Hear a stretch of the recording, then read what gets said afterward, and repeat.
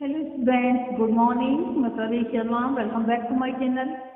We are first year language across the curriculum. पाठ्यक्रम में भाषा के अंतर्गत आज का हमारा टॉपिक है भाषा विकास की विशेषताएं, characteristics of language development and features. इसी संबंध में पहले हम बात कर लेते हैं कि भाषा क्या है। A language is a system of communication which consists of a set of sounds and written symbols which are used by the people of a particular country or region for talking or writing. एक भाषा संचार की एक प्रणाली है जिसमें ध्वनियों और लिखित प्रतीकों का एक सेट होता है जो किसी देश विशेष या फिर विशेष देश या क्षेत्र के लोगों द्वारा बात करने या फिर लिखने के लिए उपयोग किया जाता है। या फिर हम ये कह सकते हैं देश विशेष के लोगों की मौखिक और लिखित माध्यम की संप्रेषण प्रणाली भाषा कही जा सकती है। The system of communication in speech and writing that is used by people of a particular country और मानव जाति द्वारा अपने विचारों, कल्पना और मनोभावों को व्यक्त करने के लिए प्रेरित ध्वनि एवं लेखन की प्रणाली। The system of sound that writing that human beings use to express their thoughts, ideas and feelings. अपने विचारों तथा भावों का आदान प्रदान करने के लिए मानव जिस साधन का उपयोग करता है उसी को भाषा कहते हैं। पृथ्वी पर रहने वाला जीव किसी न किसी माध्यम से अपने भावों की अभिव्यक्ति करता है।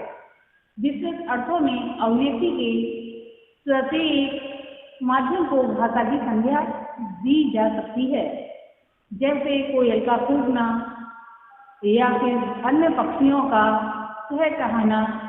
मूर्तिकार का मूर्ति के माध्यम से जो एक्सप्रेशन होते हैं यानी कि जो अभिव्यक्ति होती है, कोई भी मूर्ति आपने देखी होगी तो ऐसा लगता है कि अपने विचार अभिव्यक्त कर रही है अथवा कुछ भी उससे आगे निकाला जा सकता है। तो ये यहाँ पर इसीलिए ये लाइन बताई गई है कि यहाँ तक कि मूर्तिकार अपनी मूर्ति के माध्यम से अपने भावों को अभिव्यक्त करता है।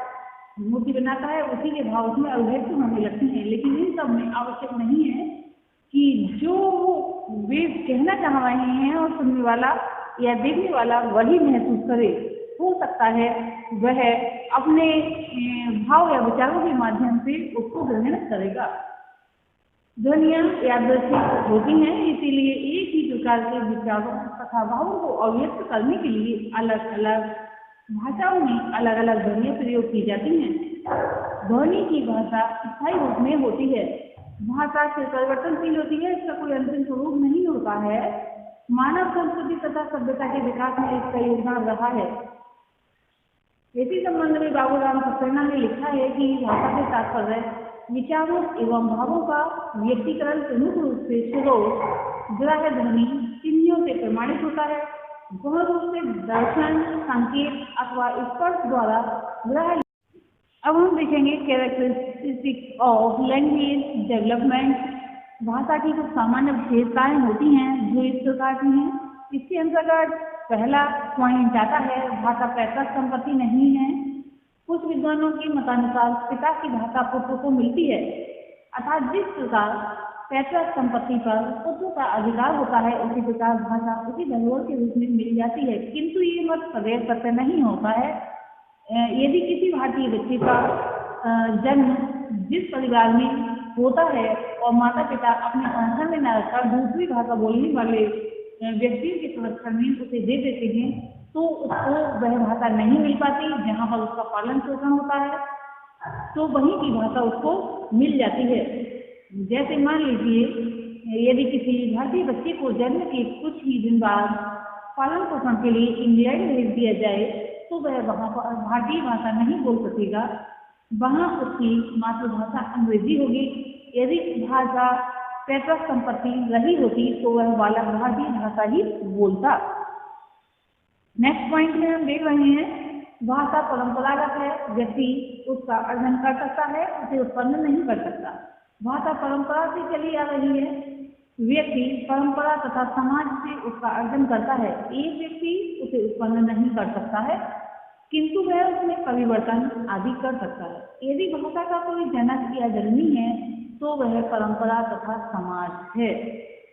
नेक्स्ट पॉइंट में हम देखेंगे, भाषा का कोई अंतिम रूप नहीं है।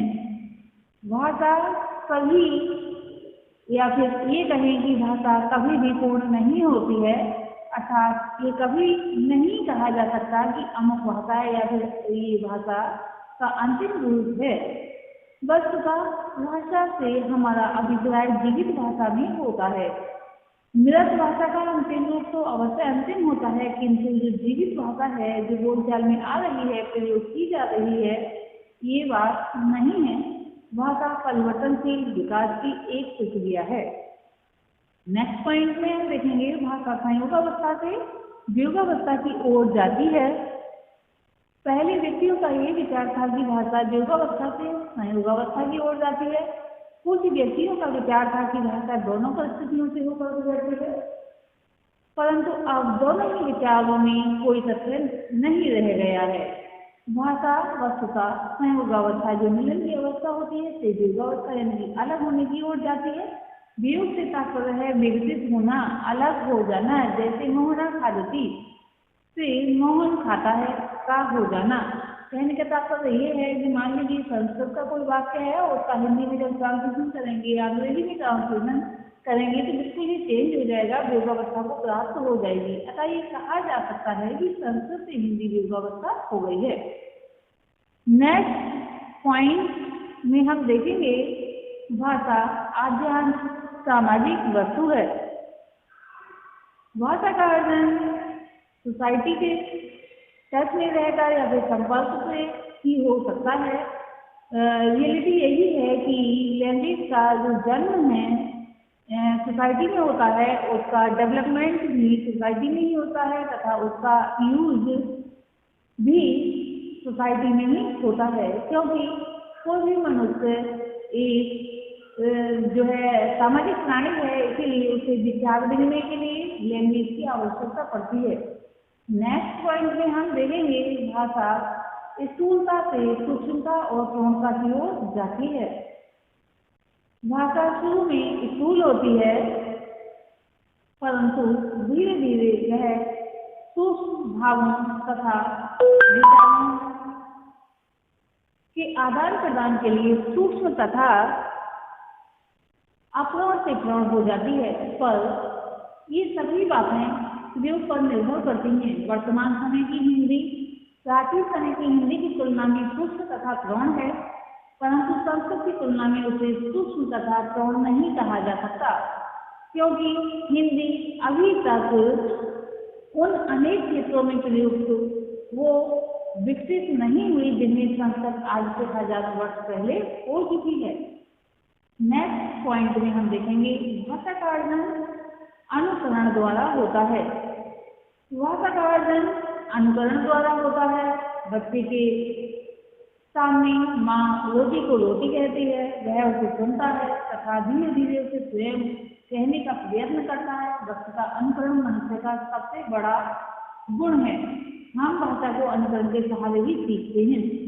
ये देखा जाता है कि अगर कोई भी परिवार में सदस्य जिस शब्द को गलत या सही प्रयोग करते हैं, बालक भी वैसा ही प्रयोग करने लगते हैं, क्योंकि बालक का मस्तिष्क एक कोरी हीरे के समान होता है। उन पर जैसी छाप पड़ती है वे वैसा ही सीख जाते हैं। नेक्स्ट पॉइंट है, भाषा कठिनता से सरलता की ओर अग्रसर होती है। सत्यता यही है कि कोई मनुष्य न्यूनतम मेहनत या श्रम महत्तम कार्य करना चाहता है। मनुष्य की यही प्रवृत्ति भाषा के लिए भी उत्तरदायी है। जैसे टेलीविजन को केवल टीवी कहकर ही काम चला लिया जाता है। वास्तविक शब्द का साथ के कारण सिर्फ अनेक रूपों यानी कि जो टीवी कहकर काम चला लिया गया व्याकरण में भी यही नियम लागू हो जाता है। जिसके अंतर्गत आरंभ में तो अनेक रूपों तथा अपवादों की आवश्यकता या फिर अधिकता थी, किंतु धीरे धीरे आधुनिक भाषाओं तक आते आते नियम बनकर रूप कम हो गए तथा अपवादों की अधिकता भी कम हो गई। नेक्स्ट पॉइंट में हम देखेंगे भाषा से परिवर्तनशील है। वस्तुतः भाषा के मौखिक रूप को भाषा कहा जाता है, लिखित रूप तो उसके पीछे पीछे चलता है। मौखिक भाषा को व्यक्ति अनुकरण द्वारा सीखता है, परंतु अनुकरण हमेशा अपूर्ण होता है। इसी कारण भाषा में सदा परिवर्तन होते रहते हैं। अनुकरण पर शारीरिक तथा मानसिक विभिन्नताओं का भी प्रभाव पड़ता है। इनकी सूक्ष्म विभिन्नता भी भाषा में परिवर्तन का कारण बन जाती है।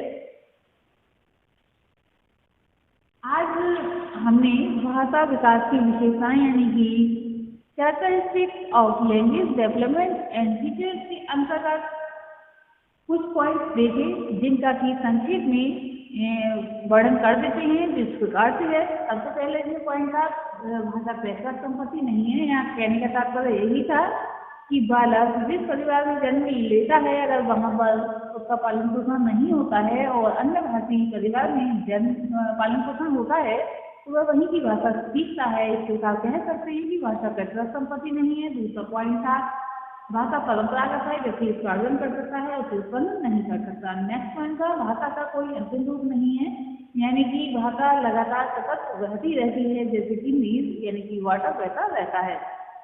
भाषा शैशवावस्था से युवावस्था की ओर जाती है। जब हम दूसरी भाषा में चले जाते हैं, मान लीजिए संस्कृत से हम हिंदी का जन्म मानते हैं, तो संस्कृत का अगर हिंदी में ग्रहण कर दिया जाए तो बिल्कुल ही अलग हो जाएगी, यानी कि संस्कृत से हिंदी की युवावस्था हो गई। भाषा आध्यात्मिक सामाजिक वस्तु है, समाज में रहकर ही उसका विकास एवं परिवर्तन होता है। भाषा स्थूलता से सूक्ष्म और प्रौढ़ता की ओर जाती है। भाषा का अर्जन अनुक्रम द्वारा होता है। भाषा कठिनता से सरलता की ओर होती है। भाषा स्थिर परिवर्तनशील है। आज के लिए इतना ही, धन्यवाद।